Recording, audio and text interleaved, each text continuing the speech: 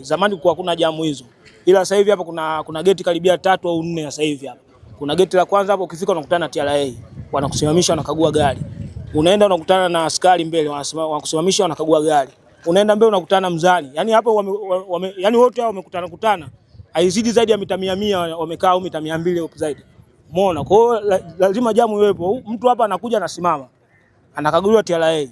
Anaenda mbele tena traffic anataka kukagua. Kwa hiyo lazima tuongezeke jamu. Alafu vile vile kingine kinachochangia ni ufinyu wa barabara zetu. Barabara zetu nazo zilikuwa na changamoto. Zamani kwetu tulikuwa na barabara ambazo zilikuwa na uwezo kukizi na magari. Sasa hivi magari yamekuwa ni mengi. Umeona? Barabara nazo zilikuwa na changamoto. Kwa hiyo vile vile nilikuwa naiomba kama ingekuwa inawezekana serikali, umeona, ingekuwa na uwezo vile vile kuboresha barabara kutokana na wingi wa magari. Mheshimiwa Waziri, hapa unapopaona hapa ni kwa sababu leo tumesafisha njia tu, lakini hapa zogo lake linakuwa kubwa.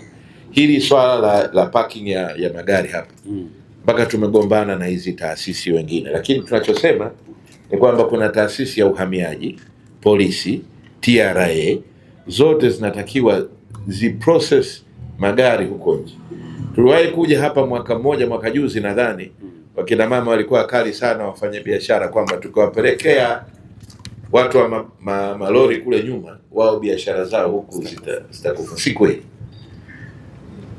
Sasa hatuwezi tukaweka magari barabarani. Hii nimewakatalia kabisa. Kwa hiyo ama tutahamisha biashara zetu, ama hao wanaokwenda hapo nyuma watatembea kwa mguu, tutatengeneza utaratibu, watakuja kufanya biashara, magari yatabaki salama huko. Lakini swala la kuacha magari, Mheshimiwa Waziri, angalia haya magari kushoto. Sasa waza magari zaidi ya 200 katika kipande hiki kidogo. Haiwezekani. Lakini jambo la hatari kabisa ni kwamba mengine haya ni matenki ya petroli. Sasa haya masihara ambayo tunafanya, Mungu aepushie mbali. Likiungua moja tu tunaunguza Mikumi nzima. Nimefurahi, nimekuta kazi Mheshimiwa Mkuu wa Mkoa imefanywa hapo vizuri na inaendelea kufanywa vizuri. Endeleeni wataalamu wetu wa TANROADS kumsimamia mkandarasi, akimaliza afanye na upande huko wa pili, tuondoe hili vumbi. Tuondoe nini? Vumbi, mji upendeze. Baada ya hapo muendelee kufanya biashara, mtafute utajiri, nusuru barabara, korido yetu ibaki wazi, ili anayepaki hapa barabarani ni yule wa muda mfupi, sio yule anayekaa muda mrefu. Akae kwa muda mfupi, ananunua maji ya kuweka katika gari, ananunua labda chakula cha kuondoka nacho leo kwenye gari, anaingia dukani, anataka kununua panado ya akiba, anaweka, ama anakwenda msikitini kusali, anapaki mara moja, anachukua hizo huduma, kisha anasepa. Si ndivyo hivyo bwana?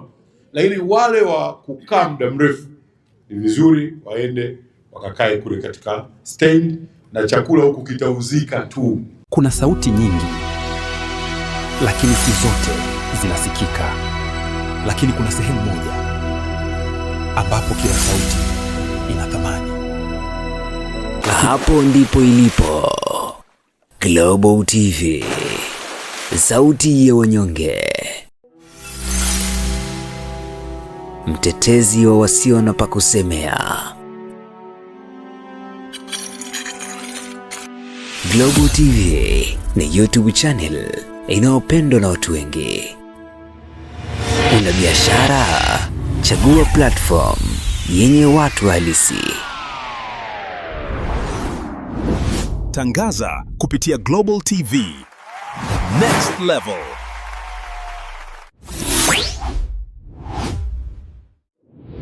Chukua hatua sasa.